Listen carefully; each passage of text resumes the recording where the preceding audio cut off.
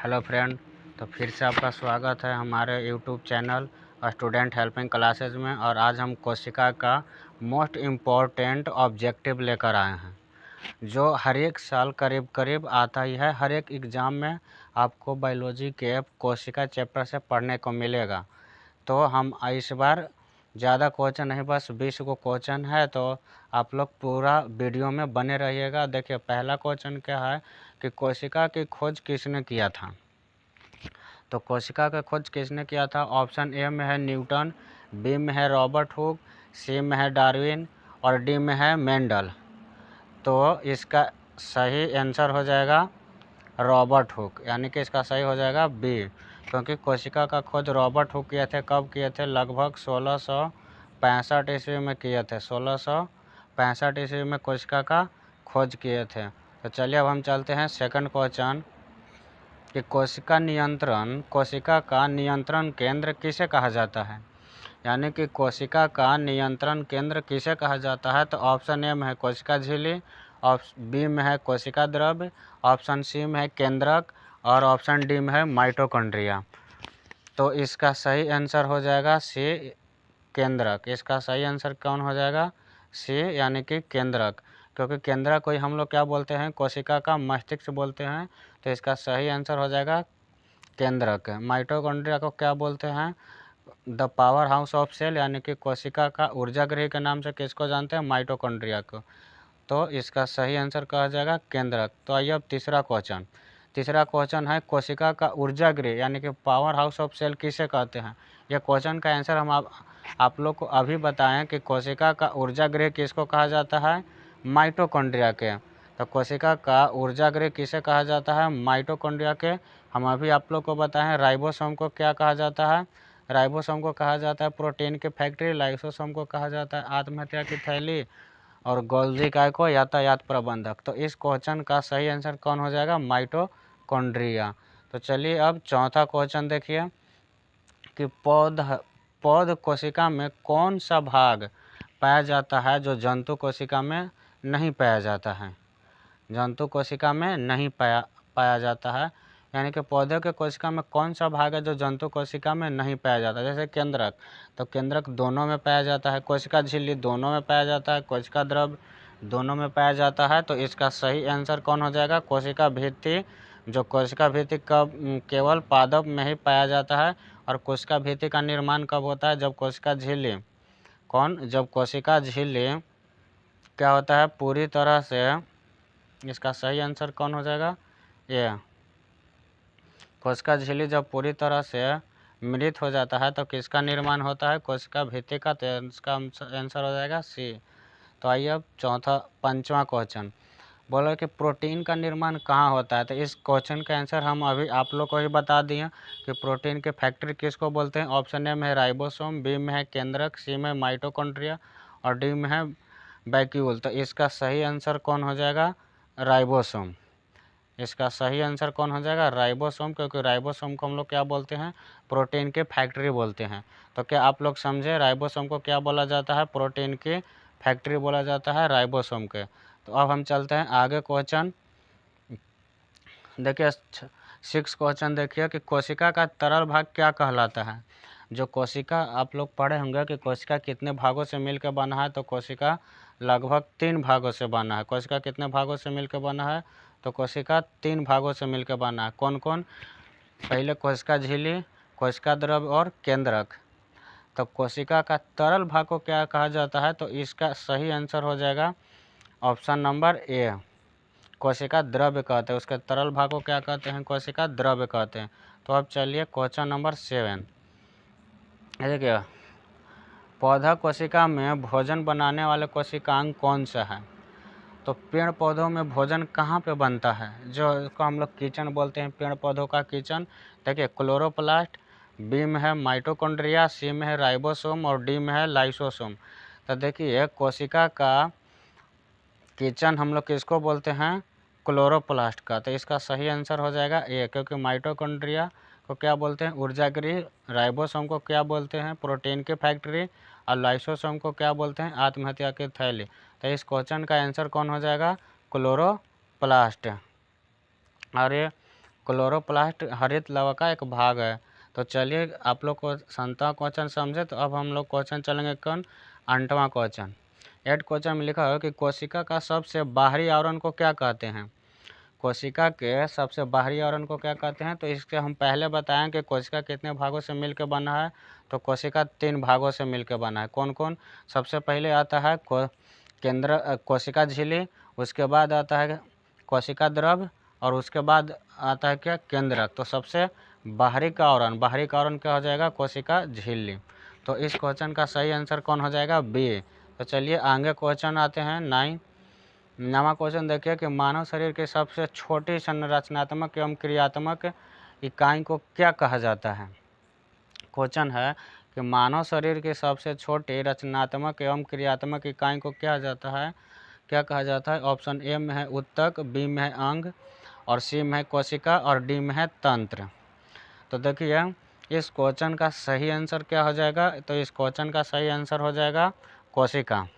इस क्वेश्चन का सही आंसर कौन हो जाएगा कोशिका, क्योंकि कोशिकाओं के समूह को ऊतक कहते हैं। और जब बहुत सारे ऊतक आपस में मिलते हैं तो अंग का निर्माण करता है, और अंगों के समूह को अंगतंत्र कहते हैं, और अंगतंत्र के समूह को क्या कहते हैं शरीर कहते हैं।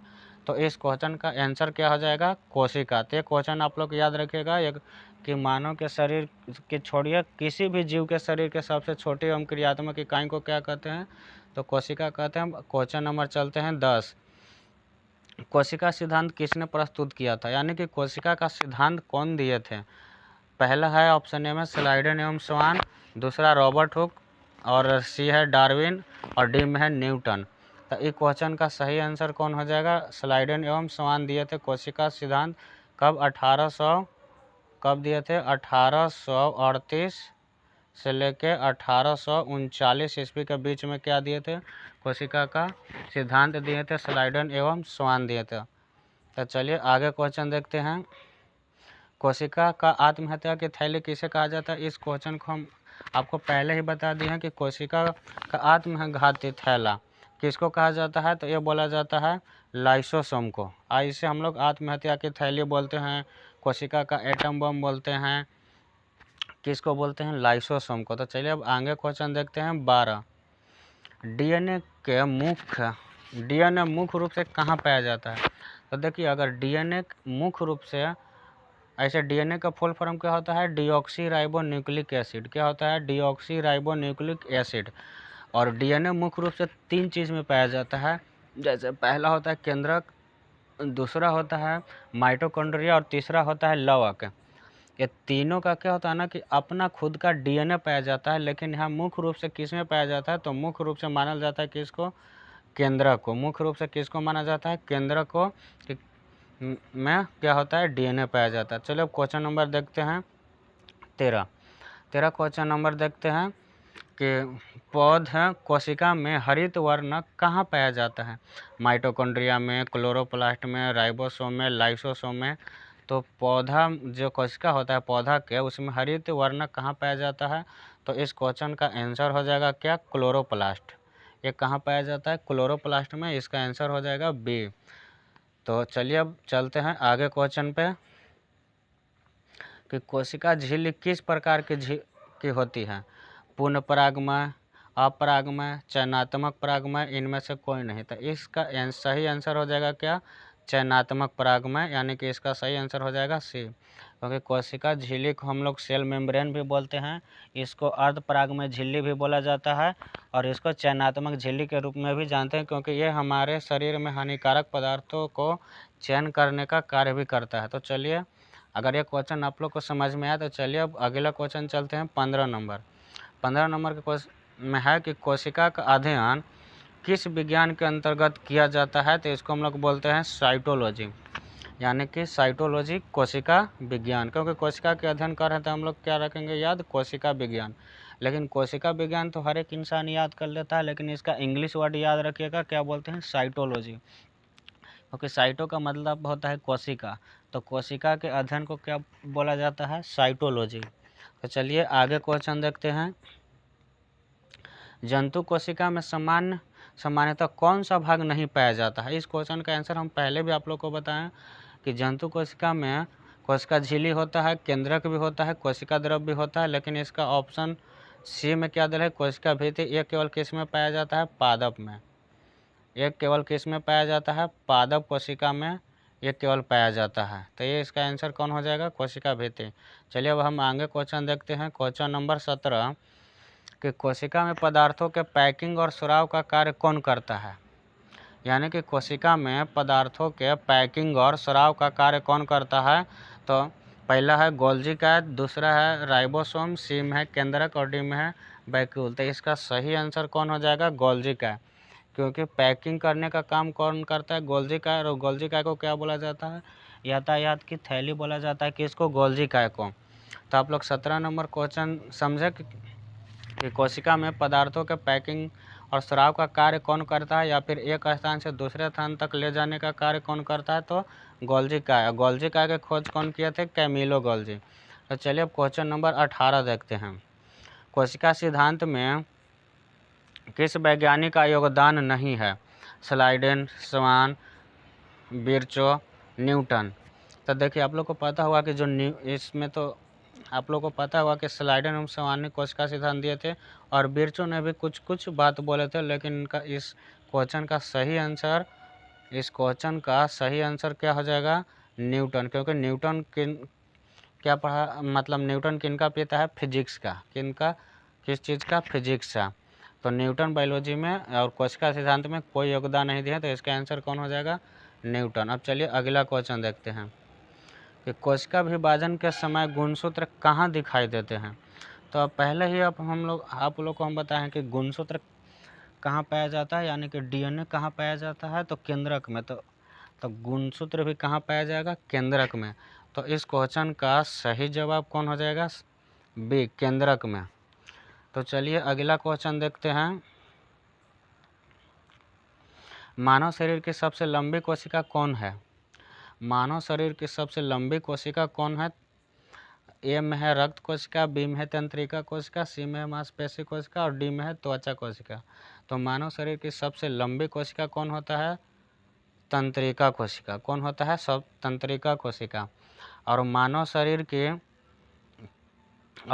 शरीर की सबसे छोटी कोशिका कौन होता है, तो ये होता है शुक्राणु।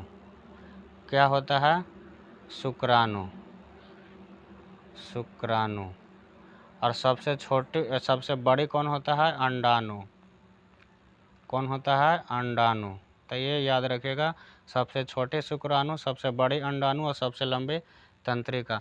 तो अगर आप लोग को यह वीडियो बढ़िया लगे तो एक लाइक, कमेंट, सब्सक्राइब जरूर कर लीजिएगा, ताकि आप लोग के हम इस तरह का क्वेश्चन और भी लाएँ। बाकी सब थैंक्स, ऑल द बेस्ट।